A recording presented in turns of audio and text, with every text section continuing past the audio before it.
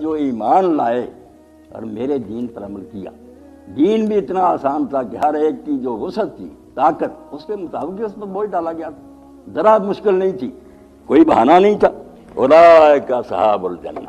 یہ آگ کی بجائے باغوں میں جائیں گے، ہم فیہا خالدون، اور وہاں بھی یہ نہیں کہ کمپنی باغ میں سیر کے لیے گھر چلے گا، نہیں، ہمیشہ رہیں گے۔ اسی لیے جنات عدن کہتے ہیں اقامت کو، جہاں آدمی کی رہائش ہو،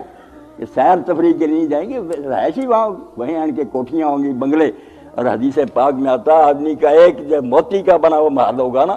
اس کے ایک سرے سے دوسرے سرے تک چلنے کے لیے کئی سال صرف ہوں گے، اتنا لمبا ایک ہی موتی اتنا بڑا ہے۔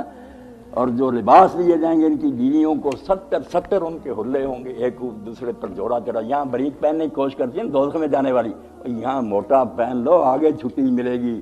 باریک، اتنا باریک کہ ان 70 حلوں کے اندر سے بھی نا جو ہڈی کے اندر گدا ہے وہ بھی نظر آ رہا ہے، شیشہ ہی شیشہ، مگر ہوں گی ایسی کاسرات طرف پاک دامن عورتیں جو اپنے خاندوں کے علاوہ جنت میں کسی کو نہیں دیکھیں۔ وہاں بھی جہاں برائی کا امکان ہی نہ، وہاں بھی نظر نہیں اٹھائیں گی کسی دوسرے کو دیکھنے کی طرف۔ حور مقصورات فی الخیام، ایسی حیا والی ہوں گی کہ اپنے خیموں میں رہیں گی، وہاں اپنے گھروں میں ٹھہریں گی۔ تو اللہ فرماتا جنت میں جائیں گے، جنت کیا ہمیشہ رہنے کی ہے، موت نہیں آئے گی، بیمار نہیں ہوں گے۔ جب اپنے اپنے ٹھکانے پہنچ جائیں گے جنتی دوزخی، اللہ کا ایک فرشتہ درمیان میں کھڑا ہو کر اعلان کرے گا کہ اے دوزخ والو خلود اللہ موت، اب ہمیشہ رہنا ہے، مرنا نہیں۔ یہ غمگین ہو جائیں گے کہ اگر مرنے کی کوئی امید تھی وہ بھی ختم ہوگی۔ ادھر اعلان ہوگا کہ جنتیوں ہمیشہ رہنا ہے، مرنا، یا خوشیاں منائی جائیں گی، نعرے لگیں گے اللہ کی تعریف کے، تو ہمیشہ کے۔ اور یہ بھی کہا جائے گا کہ یہاں ہمیشہ تندرست رہو گے، کوئی بیمار نہیں ہوگا، جوان رہو گے، بڑھاپا نہیں آئے گا، زندہ رہو گے، موت نہیں آئے گی، کھانے کو ملے گا جو چیز چاہے، کوئی یہاں فاقے سے نہیں مرے گا۔ جنت، اس لیے جنت جو اولاد ماں تشتی ہے، جو جی چاہے گا ملے گا۔ اب اس سے بڑا انعام کیا ہو سکتا ہے؟ کوئی خاص ایسی نہیں جو پوری نہ۔ لوگ پھر کئی جو مدینہ منورہ کے وہ انصار زراعت کے ساتھ ہے نا، کھیتی باڑی کا کام کرتے تھے، باغات وغیرہ، تو ایک نے کہا اللہ کے رسول ہمیں کوئی کھیت ملیں گے کہ ہم وہاں بھی یہ کوئی فصلیں بوئیں؟ تو حضور نے فرمایا ہاں تمہیں پلاٹ بھی ملے گی، جو کھیتی کرنا چاہے گا کرے گا۔ وہ صبح کو بوئے گا شوقیہ ہی کہ چلو یہ کھیل تماشا ٹریکٹر چلا رہے ہیں، میں والا ٹریکٹر، وہاں تو پتہ نہیں ان کا ارادے سے سب ہو جائے، تو شام کو پکی ہوئی ڈھیر لگے ہوئے ہوں گے، وہ اسی شغل میں رہیں گے۔ ایک نے کہا اللہ کے رسول علیہ السلام میں وہاں اگر جاؤں گا تو مجھے اونٹ ملے گا سواری کے لیے؟ کسی نے گھوڑا، آپ نے کہا تو جنت کے دروازے پر کھڑا ہوگا تو تیرے لیے تیار کھڑا ہوگا، جو چاہے گا ملے گا۔ اور کہا تھوڑے دن لہم ما یشاؤون فیہا، وہاں ہر وہ شے ملے گی جس کو تم چاہو گے۔ یہ چند روز نہیں تو اللہ کی مرضی کے مطابق گزارے، انہوں نے نہیں گزارے، فرمایا آگ، ایسے مجرم اور ظالموں کا یہی مناسب بدلا کہ ان کو جلا دیا جائے، اور جنہوں نے مانا ہمیشہ رہیں گے۔ وَنَزَعْنَا مَا فِي صُدُورِهِم مِّن غِلٍّ، اور ہم ان کے سینوں سے کینہ نکال دیں گے۔ اب کینہ نکالنے کے دونوں ہی مطلب ٹھیک ہیں کہ اگر دنیا میں میں اور آپ کچھ ناراض ہو گئے مگر اللہ کی توفیق سے جنت میں چلے گئے، اللہ ہم سب کو وہاں لے جائے، تو اگر یہی رنجشیں باقی رہیں اور وہاں بھی بیٹھے میں نے ادھر منہ کر لیا آپ نے، تو کوئی مزہ نہیں، پھر وہ بھی فساد کی جگہ ہی ہوئی نا۔ نہیں، جنت میں لے جانے سے پہلے سینے صاف کر دیے جائیں،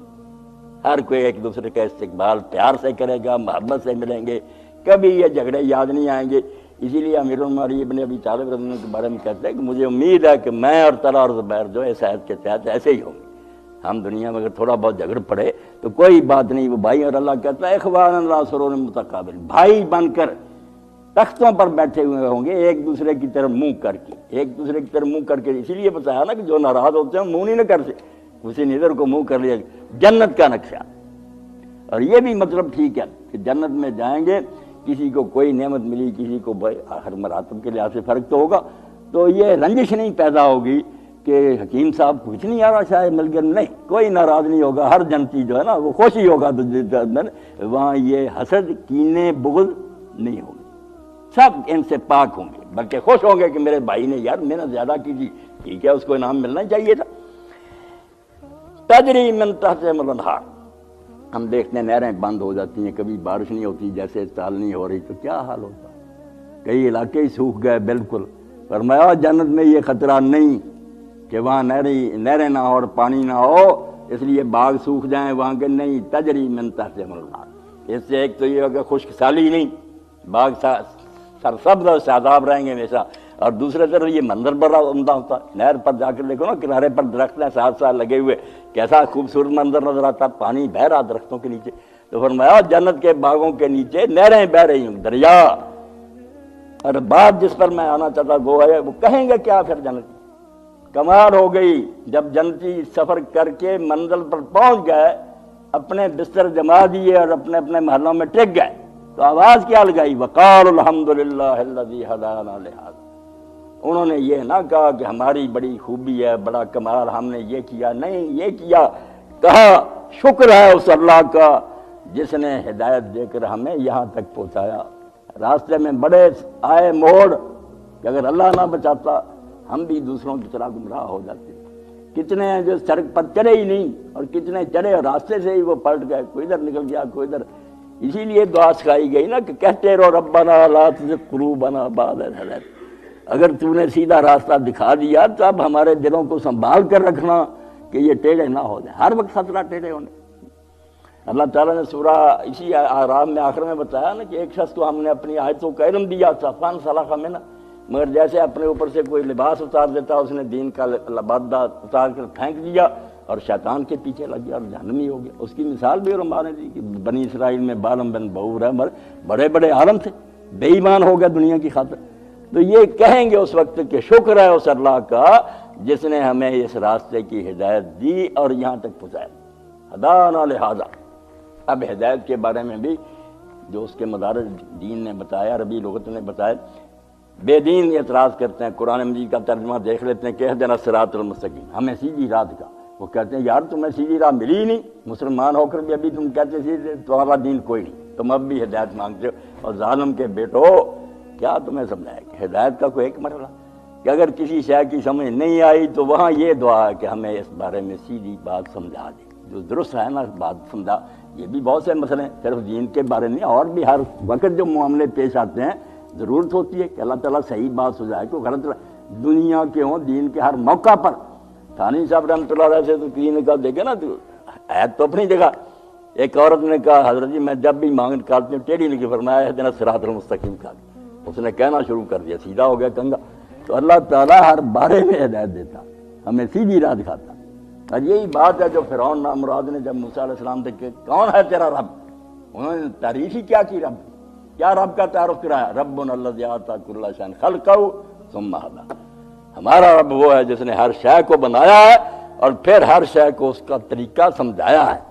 بے جان چیزیں بھی جانتی ہیں کہ ہم نے اس طرح کام کرنا۔ اب سورج چاند ستارے دیکھیں، ان کی رفتاریں مقرر ہیں، راستے مقرر ہیں، لاکھوں کروڑوں سال ہو گئے، نہ راستہ بدلتے ہیں نہ رفتاروں میں کمی۔ کون ان کی باغیں پکڑے ہوئے،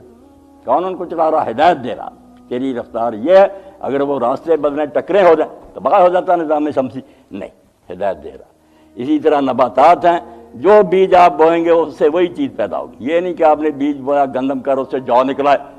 قابو کیا ہوا، اس طرح سے ہوگا۔ اس حد تک جانا قد ان کے ہم بوٹا دیکھ کر ہی پہچان لیتے تھے کہ یہ پودا فلاں چیز کا۔ جانوروں کے بارے میں کہ ان کی صورت نوعیہ مقررہ کہ یہ گھوڑے کی شکل صورت ہے، یہ گدھے کی، پہچان لیتے ہیں۔ ہر شے کو ہدایت دے رہا۔ انسانوں کی حد تک بھی ایک ہدایت تو یہ ہے کہ ہم دوسری مخلوق کی طرح اس دائرے میں مجبور ہیں کہ میرا دل کس طرح دھڑکتا ہے، آنکھیں کس طرح دیکھتی ہیں، جو نظام ہے قدرت کا اس کے تحت چل رہی، مگر ایک اختیار کا دائرہ کہ اپنی مرضی کے کام بھی ہم کر سکتے ہیں، اچھا یا برا۔ اس اختیار کے درجے میں جو ہدایت ہے وہ جبری، اس طرح کی نہیں جبری، وہ جبری ہدایتیں ہیں، ہم کہیں بھی کہ دل اس طرح نہ دھڑکے، نہیں دھڑکے گا جیسے اس کے، مگر یہ نیکی بدی اس میں ہم با اختیار ظلم کریں، انصاف کریں، یا پھر ہدایت بھی جبری نہیں دی ورنہ ثواب عذاب کیا ہوتا، نہیں، مرضی کی، آپشنل ہے کہ نبی آئے سمجھایا گیا، کسی نے مان لیا کسی نے نہیں مانا، یہ سٹیجیں ہیں، کہیں جبلت ہے، کہیں فطرت ہے، کہیں کچھ اس کا نام ہے ہدایت کی۔ سورہ سبح اسما جو جمعہ میں آپ پڑھتے تھے،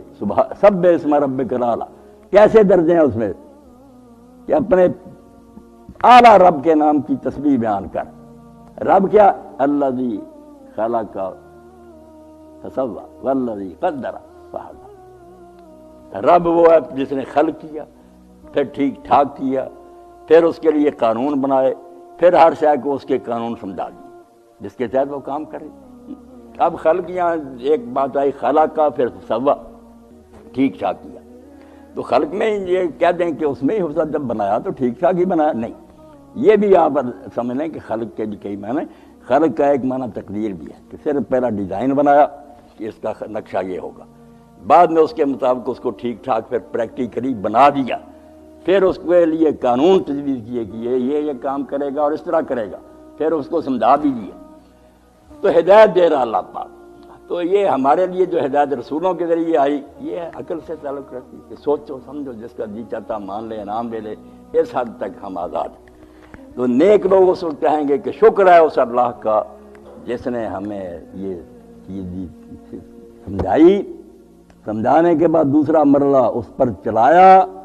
تیسرا مرحلہ پھر اس پر ثابت رکھا، اور چوتھا مرحلہ پھر منظر مقصود تک پہنچایا۔ یہ سب ہدایت کے معنوں میں آتے ہیں، پہلے سمجھانا بات، پھر اس پر چلانا توفیق، پھر قائم رکھنا کہ یہ راستہ نہ چھوڑ جائے۔ ثبت قلوبنا علی دینک، ہمارے دلوں کو اپنے دین پر قائم رکھ، اور پھر چلاتے چلاتے ایثار المطلوب، جہاں جانا تھا وہاں لے جا کر پہنچا دیا۔ تو یہ جنت والے پکار اٹھیں گے کہ اللہ تیرا شکر ہے تو نے یہ کام کیا، وما کنا لنہتدی لولا ان ہدانا اللہ، اللہ نے اگر ہدایت، یہ ٹکڑے یاد کر کے نمازوں میں اور آگے پیچھے پڑھا کریں، بہت شکر کے کلمے کہ اگر اللہ نہ ہمیں ہدایت دیتا تو ہم کبھی بھی ہدایت نہ پا سکتے۔ اللہ کے رسول علیہ السلام اور صحابہ کرام خندق کھود رہے تھے اور پڑھ رہے تھے اللہم لولا انت ما صلینا ولا تصدقنا، اگر تو نہ ہوتا نہ ہم نمازیں پڑھتے، نہ روزے رکھتے، بے دین اور کافر مرتے۔ اللہ کا احسان مانو دین میں، تو کہا اگر اللہ یہ راستہ نہ بتاتا تو ہم یہ سیدھی راہ نہ پا سکتے۔ اور دوسرا احسان جو مانا اس مہینہ کی مناسبت ہے، اللہ کے رسول علیہ السلام آئے ہیں، اور اللہ کے رسول سارے جو ہے نا سلام کے مستحق۔ اللہ قرآن میں کہتا ہے سبحان ربک رب العزت عما یصفون وسلام علی المرسلین والحمد للہ رب العالمین۔ اور اس کے بارے میں حدیث پاک میں آیا کہ یا تو نماز ختم کرنے کے موقع پر جب سلام کا مرحلہ آتا، سلام سے پہلے صحت کو دہراتی، یا سلام کے بعد پڑھتے، چھوڑتے نہیں تھے صحت کو، کہ اللہ کی حمد ہے، رسولوں پر سلام ہے،